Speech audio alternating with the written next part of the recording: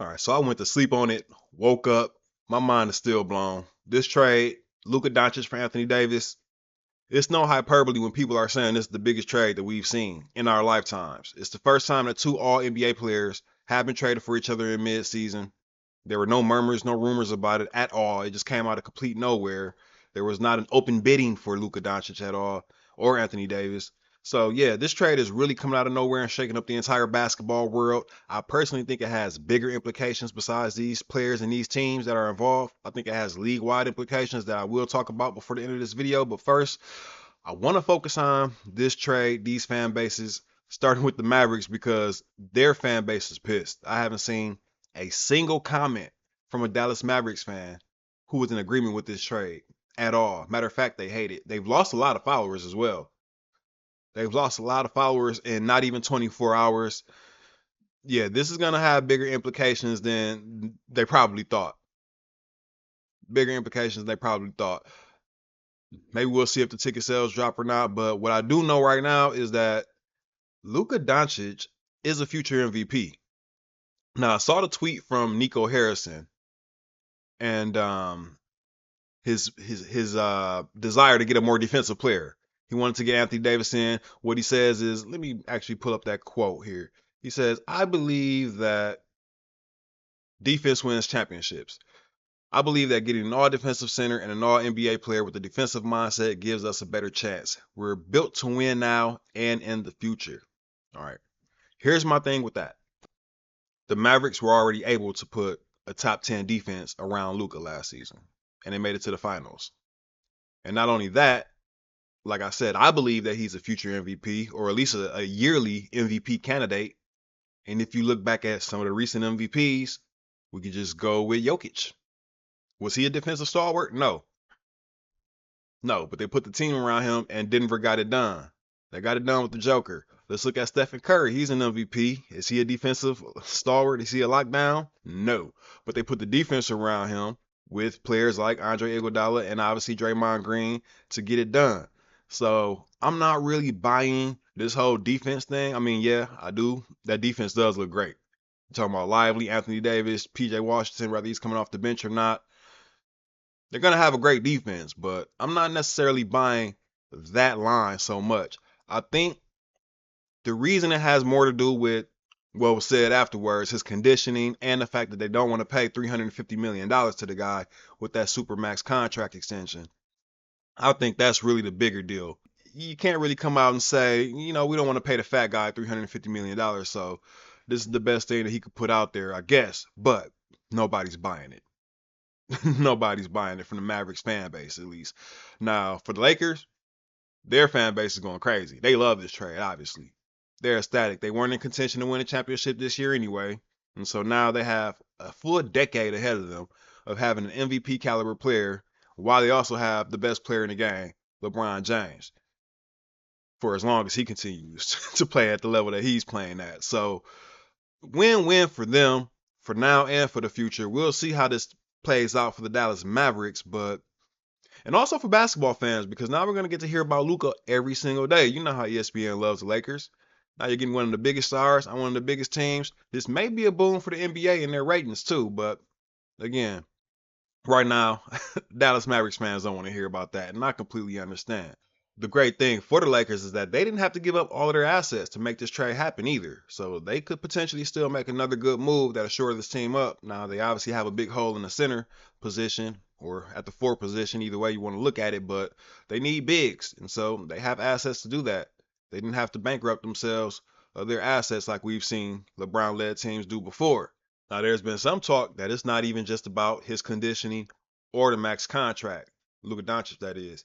There's been some talk from Brian Windhorst that perhaps this has more to do with the Mavericks just not really feeling Luka Doncic at all as a player or as a person. I have no insight on that, but I'll go ahead and play his quote right here for you guys. I know that there's a temptation to focus on the Lakers here because they potentially just acquired the next great Laker, and it's an amazing story when you look at the history of their franchise. But the story of the moment and what my phone is filling up with is the reaction to the Dallas Mavericks making this move. I had an all-star, current NBA all-star text me and say, do you know how much the Mavericks must hate Luka?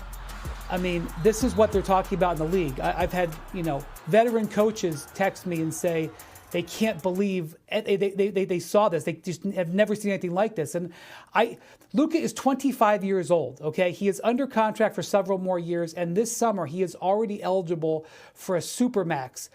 I find it completely unbelievable that he would not sign that contract. This was not done because the Mavericks didn't think Luka wanted to be there. Even if he didn't sign that contract, you would have a whole year to figure it out. This was done because the Mavericks didn't think that going forward with Luka was best for their franchise. Think about that statement. A 25-year-old who's been first-team All-NBA the last 5 years and carried them to the finals a few months ago. And they said, we want out of the Luka Doncic business, and we want out of it now. They didn't put him on auction, Kevin.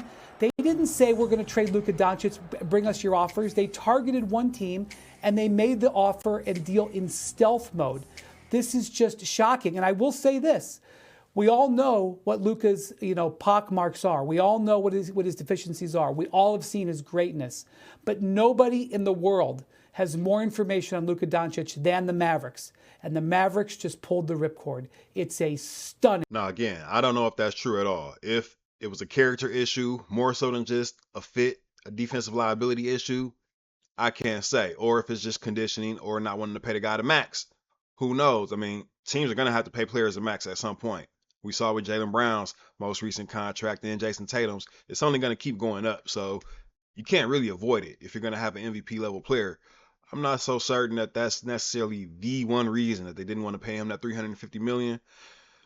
But either way, what I can tell you, actually, instead of me telling you, let me play this clip from Shams just to give a little bit of context to this, and then I'll let you know what I think is the league-wide implications about this whole thing.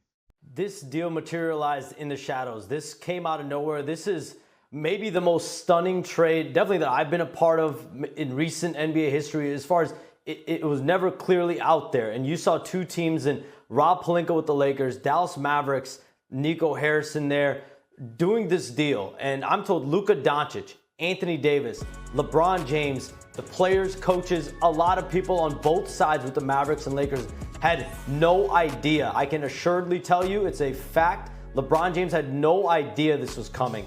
Anthony Davis had no idea this was coming. I'm told Luka Doncic is still stunned about this trade. But when you look at the totality of what just occurred, Luka Doncic is a 25-year-old, like you said, mega star, perennial All-NBA player. He's someone that you think of as untouchable, as a guy that's never going to be traded. I'm told that the Mavericks actually approached the Lakers and offered Luka Doncic a few days ago in a trade. Very recently, the Mavericks went out. They knew exactly who they wanted. They wanted Anthony Davis. That's the player that if they were ever going to trade Luka Doncic, if this was even a thought that was going to cross their mind, it was for AD. And so the Mavericks called the Lakers, offered Luka Doncic, and that's when the Lakers had to huddle internally. They've never offered Anthony Davis ever in a trade. But if you're going to get offered Luka Doncic, that's when Jeannie Buss, Rob Pelinka, and that organization, they had to meet.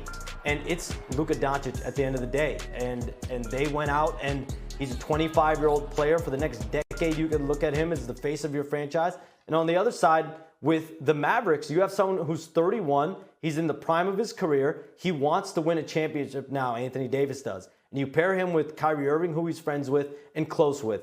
Jason Kidd coached him on the 2020 championship Lakers. Jared Dudley, there's other members of that coaching staff that he's very close with. And Nico Harrison, he has a relationship with through Nike. So you take the curtains back, and it makes a lot of sense in many ways. But this coming right now, it's the most stunning trade that I've definitely been a part of. Okay, so we heard it there.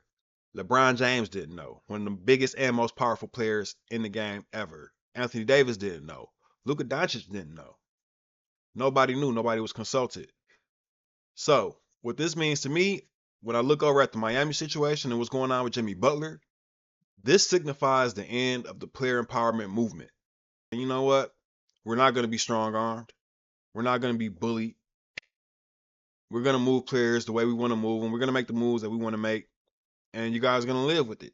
Now, how the players respond, who knows? We'll see. Who knows? But to me, this is a statement. Now, it could just be personal. It could just be a one-off. When I look at this move and I look at the Jimmy Butler move, to me, this is the owners and the GM saying, hey, you guys are not going to just be picking which team you go to.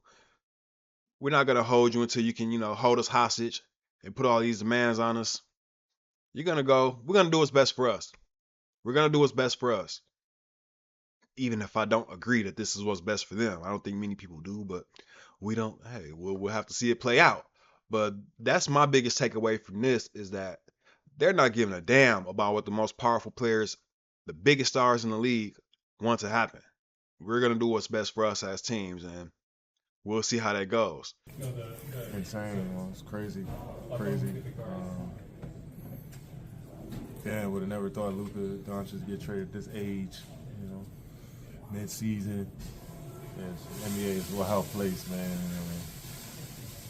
If he can get traded, then anybody's up, for grabs, So yeah, for fans, by spectating is pretty fun. I know it's kind of nerve-wracking, though, probably for Luka and everybody in Dallas, LA, AD, so everybody involved. I'm sure their heads are spinning right now.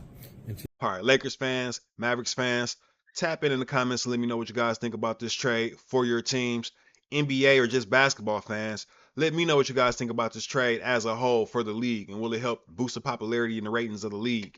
And everybody, tell me if you guys think that this is just a one-off, that this is just one random situation, or do you agree with me that this may be the end of the player empowerment movement? Just the beginning of the end of the player empowerment movement. I'll catch you guys on the next one.